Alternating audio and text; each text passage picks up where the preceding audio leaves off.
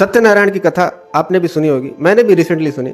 तो उसमें पंडित जी एक कहानी सुनाते हैं कि एक राजा होता है, वो भगवान सत्यनारायण जी का प्रसाद को ठुकरा देता है, तो उसके जीवन में खूब दुख, दर्द, कठिनाइयाँ, संकट, अंधकार मच जाता है। लेकिन जैसे ही वो भगवान सत्यनारायण की शरण में जाता है और उनका प्रसाद ग्रहण करता है, तो वैसे उसके जीवन में प्रकाश में, सुख, समृद्धि में, शांति उसके जीवन में आ जाती है। तो ऐसा कौन सा प्रसाद था जिसको उस राजा ने ठुकरा दिया था, जिसके चलते उसके जीवन में अशांति फैल गई थी? वो प्रसाद है विवेक। विवेक क्यों है?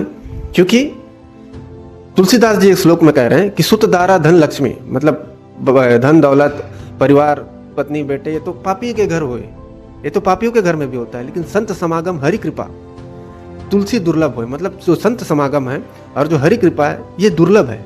क्यों दुर्लभ है?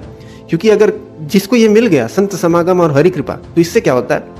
बिनु सत्संग विवेक ना हुई और राम कृपा बिन सुलभ न सोई। कि बिना संतों के संग के, बिना सत्संग के आपके जीवन में विवेक नहीं आता।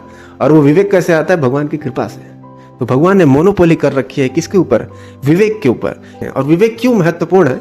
विवेक इसलिए महत्वपूर्ण है कि जैसे जो घोड़ा होता है, घोड़ा को अगर आप छोड़ दो तो कहीं भी जाके दौड़ेगा, भटकेगा, डायरेक्शनलेस रहेगा, लेकिन उसमें जो लगाम है वही विवेक का काम करता है। तो जिसके जीवन में विवेक है वो आपको गाइड करेगा कि सही डायरेक्शन क्या है, गलत डायरेक्शन क्या है।